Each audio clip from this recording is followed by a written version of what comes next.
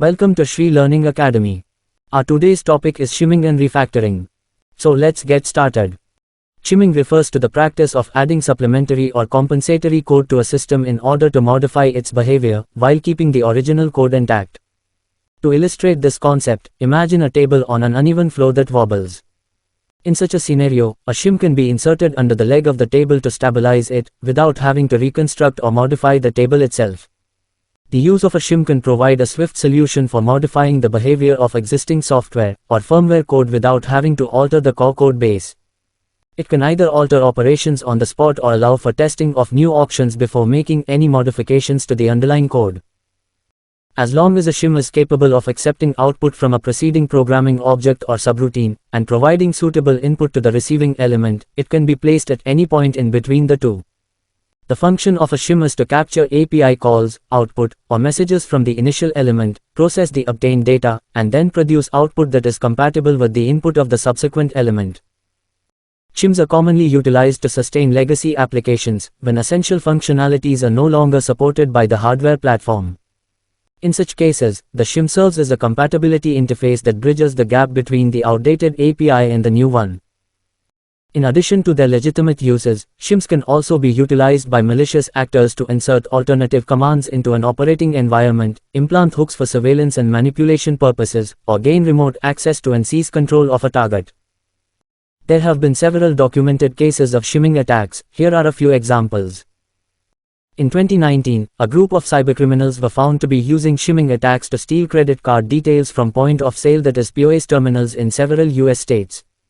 The attackers used shims to intercept data between the card readers and the POS software, allowing them to steal credit card information without detection. In 2018, researchers discovered a new form of DLL injection attack that used shims to bypass Microsoft's built-in security features. The attackers used shims to inject a malicious DLL into the memory of a legitimate Windows process, allowing them to run their own code with elevated privileges. In 2017, security researchers discovered a vulnerability in several widely used banking apps that could be exploited using a shim. The attackers could use a shim to intercept communication between the app and the bank's servers, allowing them to steal login credentials and carry out fraudulent transactions. In 2016, a group of hackers used a shim to bypass the security controls on an online trading platform. The attackers used the shim to intercept user authentication data and gain access to the trading platform, allowing them to carry out unauthorized trades and steal funds.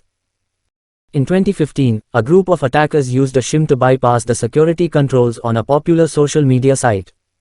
The attackers used the shim to intercept user login credentials and gain access to user accounts, allowing them to carry out a range of malicious activities.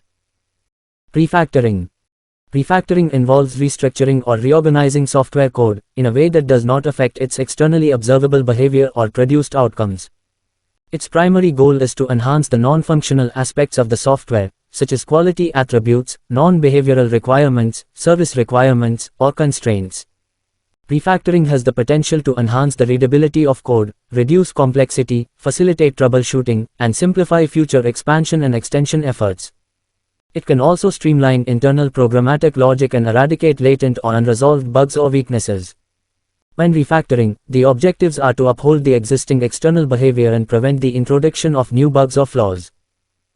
The aim of refactoring is to simplify the code, eliminate redundancies, and avoid lengthy, monolithic code structures. This is achieved by partitioning the computer code into separate encapsulated elements, modules, objects, or subroutines.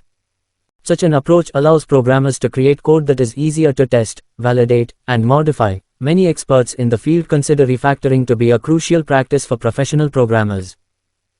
Refactoring can serve as a technique to address programming shortcuts or rectify inelegant solutions. At times, programmers may use shortcuts to make their code work, instead of crafting a longer and more comprehensive approach. Initially, it may seem acceptable, but as more components of the code rely on the cheat, the overall software becomes increasingly unstable and undependable. This phenomenon is referred to as technical debt, and similar to financial debt, it can accrue interest and pose a risk of making the resulting software insecure or unstable.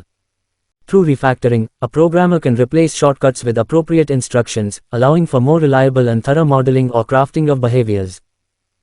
Failure to perform refactoring may result in vulnerabilities or logical errors in the code, which an attacker could potentially uncover and exploit to their benefit.